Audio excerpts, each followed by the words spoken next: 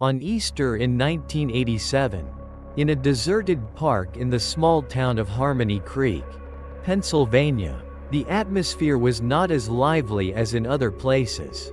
The town was still shrouded in sadness after a horrifying tragedy occurred a few months prior. A small family had been brutally murdered in their own home, and the killer had not been caught. Despite this, a few families in the town still tried to organize a small Easter egg hunt for the children, hoping to bring a little joy amidst the gloomy atmosphere. Among them was 10-year-old Sarah, whose name has been changed. Along with her parents, Sarah was a sensitive girl, and she clearly felt the sadness and fear that enveloped the town. She wasn't as excited about the egg hunt as in previous years. As Sarah was walking along the edge of the park, near the wooded area, she suddenly saw something strange. It was a tall figure, standing silently under a tree. Sarah squinted, looking closer, and was horrified to realize it was a clown. The clown wore tattered, faded clothes, and his face paint was smudged.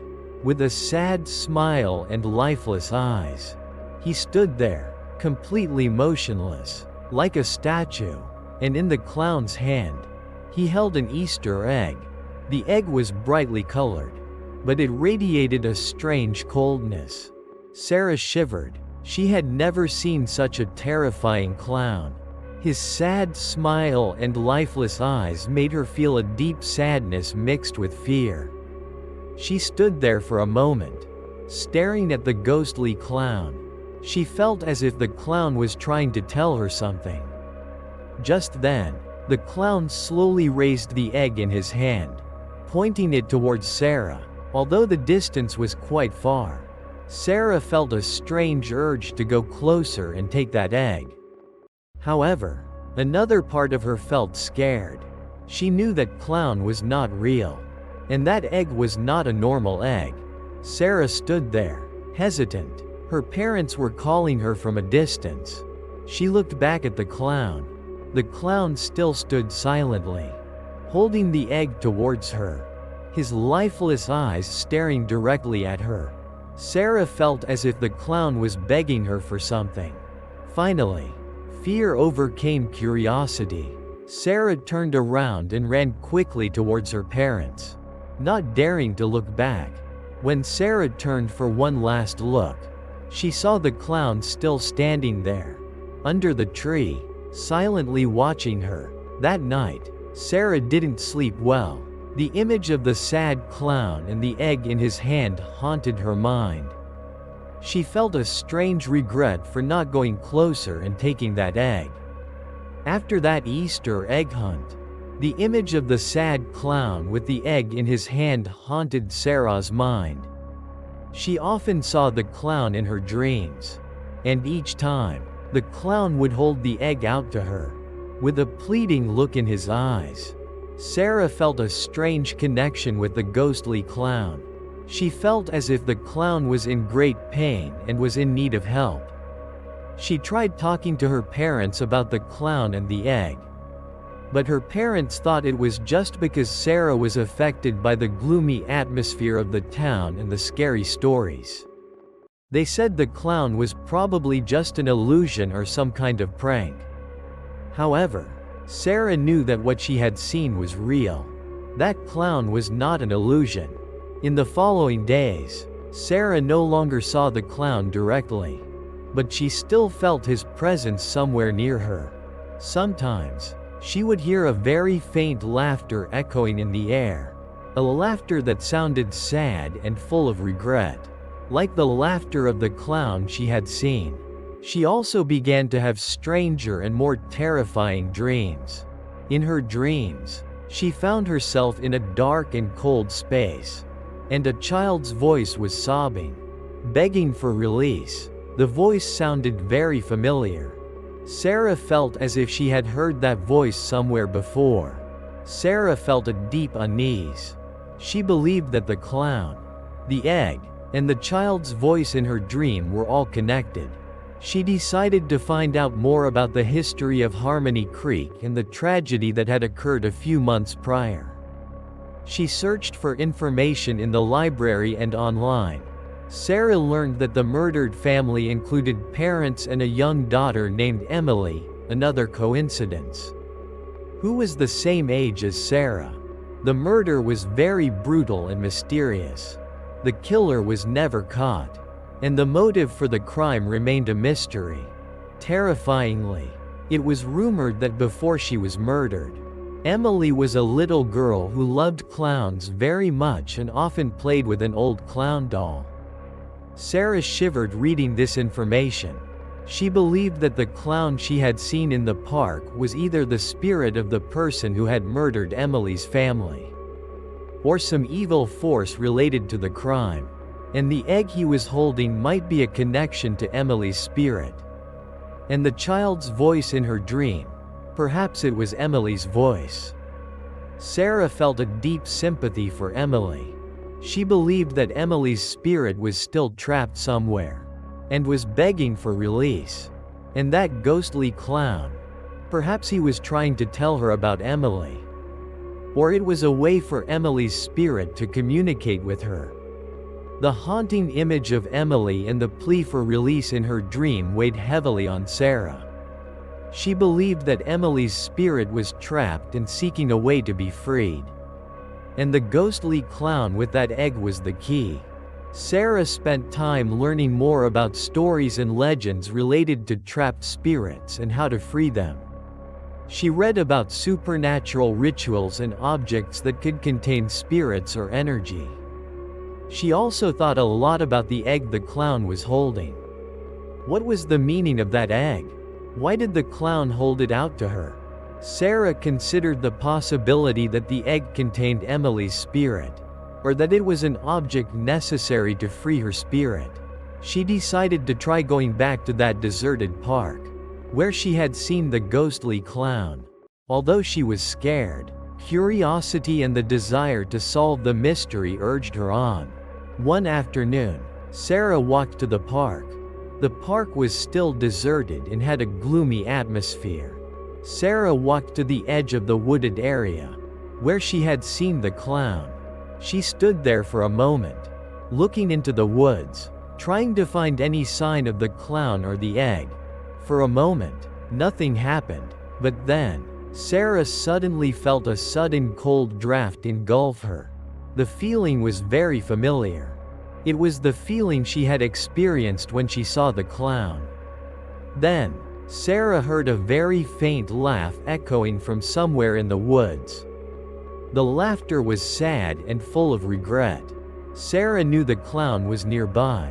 She took a deep breath and whispered, "Clown, are you here? I want to talk to you. I want to help Emily." For a moment, there was no answer. But then, from inside the woods, an Easter egg rolled out, stopping right at Sarah's feet. It was a brightly colored egg, just like the egg the clown had been holding. A strange coldness emanated from the egg.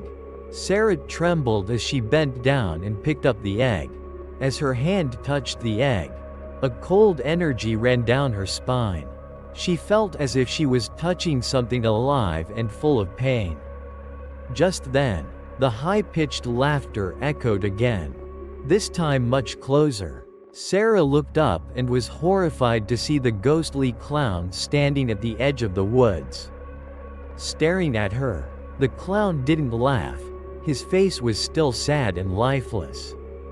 He just stood there, looking at Sarah and the egg in her hand. Sarah felt as if the clown was observing her reaction. She looked at the egg in her hand and suddenly heard a very faint whisper coming from it, like the wind whistling through a narrow crack. "Release."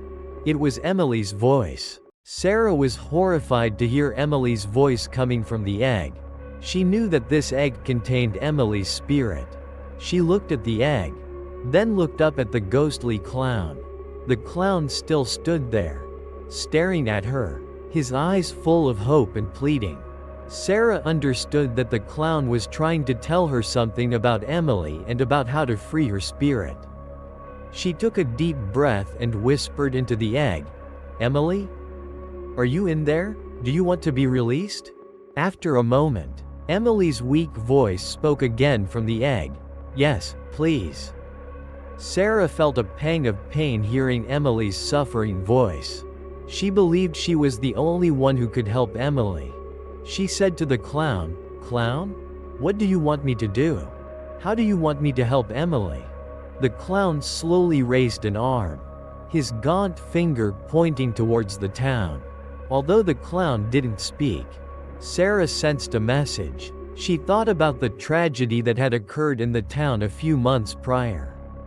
About the murder of Emily's family. She thought about the people who had lived in the town at that time. Suddenly, a horrifying thought flashed through Sarah's mind. Could it be that Emily's spirit was trapped here because the person who had murdered her family was still alive and in the town? And that ghostly clown, perhaps he wasn't the killer. Perhaps the clown was someone related to Emily. Someone trying to help her spirit find release. Or perhaps the clown was some kind of symbol of suffering and haunting. Sarah looked at the egg in her hand. She felt a strong energy from it. An energy that was both sad and full of hope. She knew that this egg was the key. It contained Emily's spirit, or it was an object that could help free her spirit. Sarah said to the clown, "Do you want me to find the person who harmed Emily?" The clown slowly nodded, his eyes still sad, but with a hint of hope. Sarah felt a mixture of fear and determination. She knew she was embarking on a dangerous journey. But she couldn't leave Emily's spirit to suffer like this forever. She held the egg tightly in her hand and said to the clown, "I understand. I will try to help Emily. I will find the truth." The clown slowly bowed his head, as if in thanks. Then, his figure gradually faded and vanished into the air, leaving Sarah alone in the deserted park. Sarah stood there for a moment, looking at the spot where the clown had vanished. She knew she had been given a task.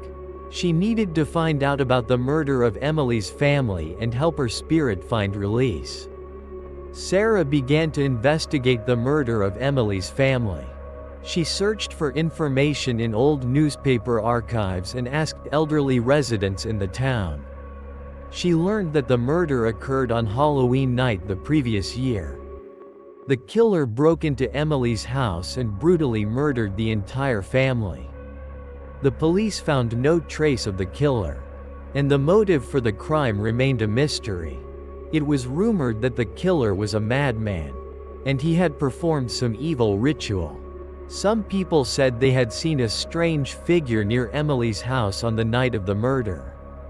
Sarah also learned more about Emily. She was a sweet girl loved by everyone. Her death had brought grief to the entire town. Sarah felt a strong determination. She believed she had to find the killer to help Emily's spirit find release. She carried Emily's egg everywhere, hoping it would guide her or provide more information. Sometimes, when holding the egg, Sarah would hear Emily's faint whispers, or feel a sudden coldness. One day, as Sarah was walking on a deserted street in town, she suddenly felt a strange presence behind her. She turned around and was horrified to see a man standing there.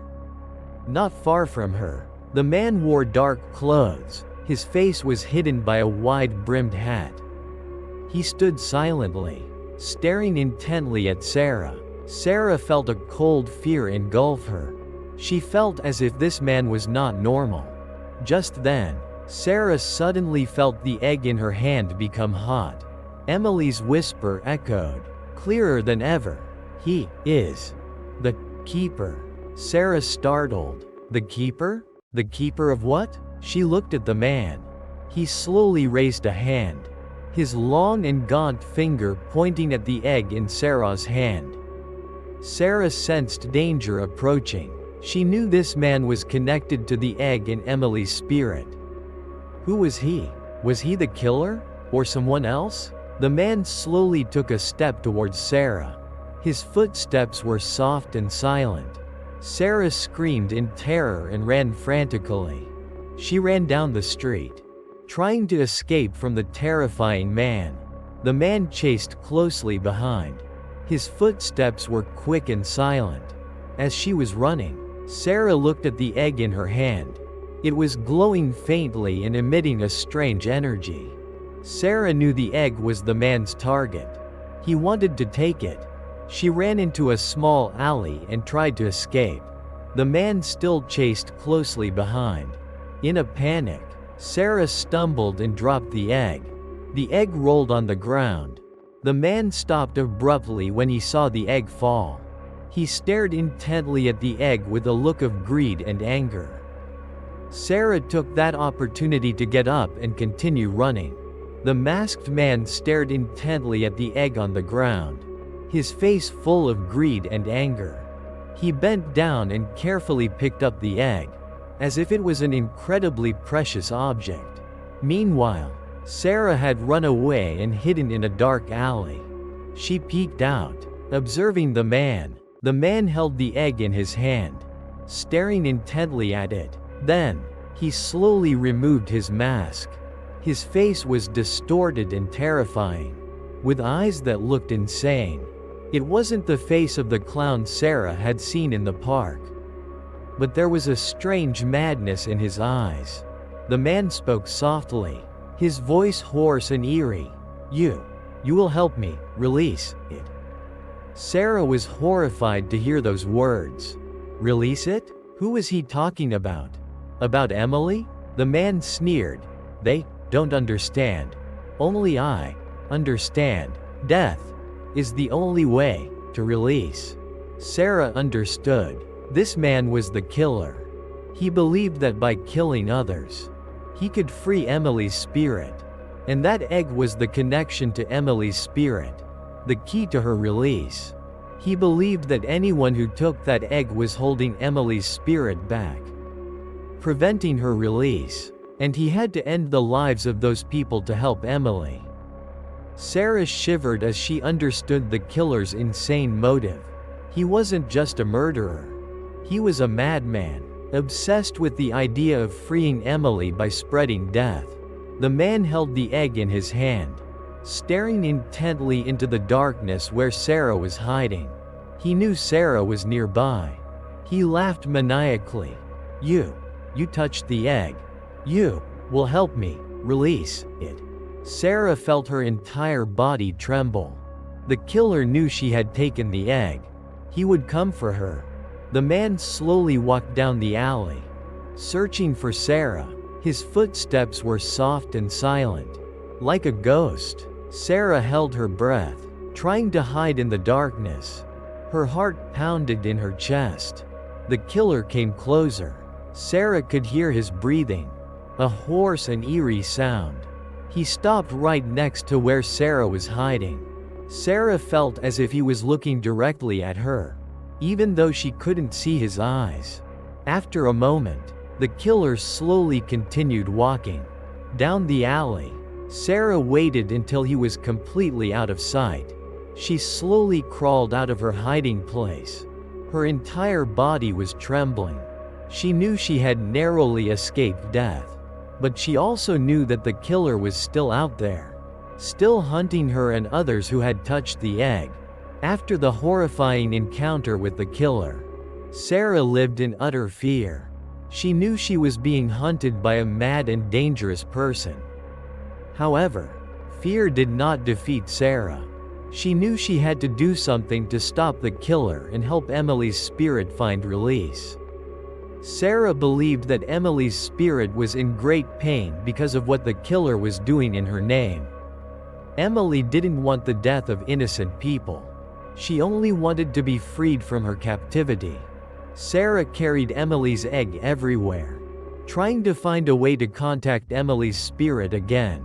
She hoped that Emily could provide more information about the killer or about how to free her spirit. One night, when Sarah was alone in her bedroom, holding the egg in her hand, she suddenly felt a cold draft engulf her. Then, The blurry figure of the ghostly clown appeared in the room again. This time, the clown wasn't holding the egg. He stood there, looking at Sarah and the egg in her hand, his eyes sad and full of regret. Sarah felt a mixture of fear and sympathy. She knew the clown was trying to tell her something. She took a deep breath and whispered, "Clown, are you the spirit of someone? Are you related to Emily?" The clown slowly nodded.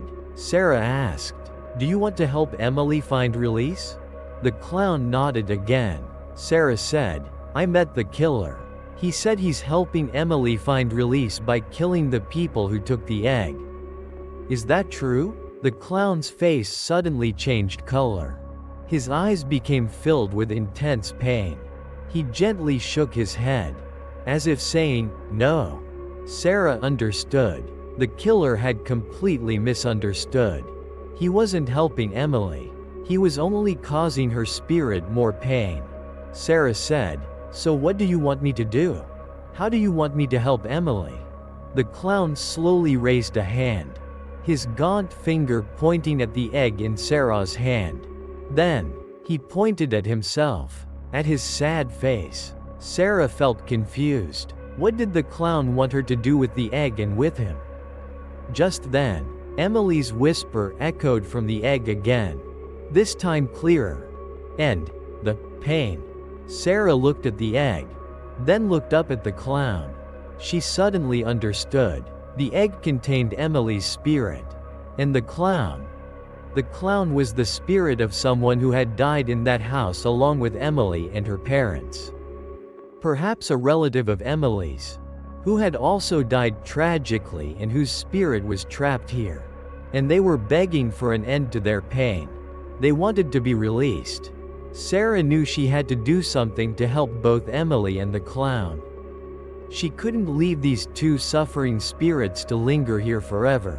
Sarah knew that to free Emily and the clown, she had to end their pain.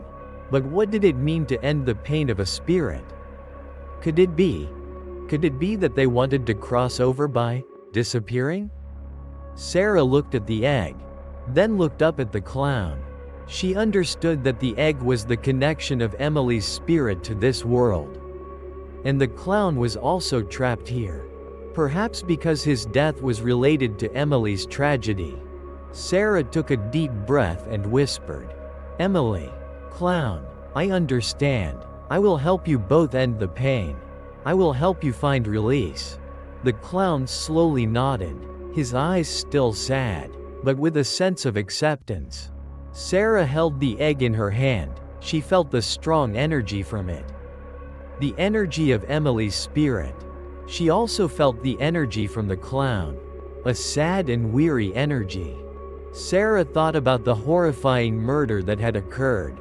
She believed that the killer had completely misunderstood Emily's true desire.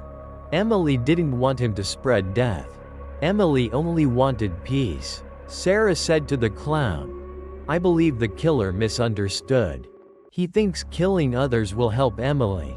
But that's not true. Emily just wants peace." The clown slowly nodded, his face becoming even sadder, as if he regretted not being able to stop the killer. Sarah knew there wasn't much time left. The killer was still out there, looking for her. She looked at the egg, then looked up at the clown. She suddenly understood. The egg contained Emily's spirit. And the clown? The clown was the spirit of someone who had died in that house along with Emily and her parents. Perhaps a relative of Emily's, who had also died tragically and whose spirit was trapped here. And they were begging for an end to their pain. They wanted to be released. Sarah knew she had to do something to help both Emily and the clown. She couldn't leave these two suffering spirits to linger here forever. Sarah held the egg in her hand and smashed it hard down onto the floor. The egg shattered, and a blinding white light burst out from inside. The light enveloped Emily's spirit. Then, the light spread to the clown. The clown's figure also became illuminated. The spirits of Emily and the clown slowly rose, merging together in the white light. The light became stronger and stronger. And then, in an instant, it completely vanished, taking the spirits of Emily and the clown with it. The room became quiet. There was no more coldness or strange presence. The haunting had ended. Just then, Sarah heard loud banging from downstairs. The killer had found her house. Sarah knew she had succeeded. She had helped Emily and the clown find release. Now, she had to face the killer by herself. The story of the horrifying Easter in Harmony Creek ended with the release of 2 spirits. But it also left a permanent mark on Sarah's life. She had faced darkness, understood the pain of trapped souls, and done something extraordinary. If you enjoyed these true horror stories, don't forget to hit the subscribe button on the channel to follow our latest videos. We will bring you more terrifying and haunting stories. Thank you for listening.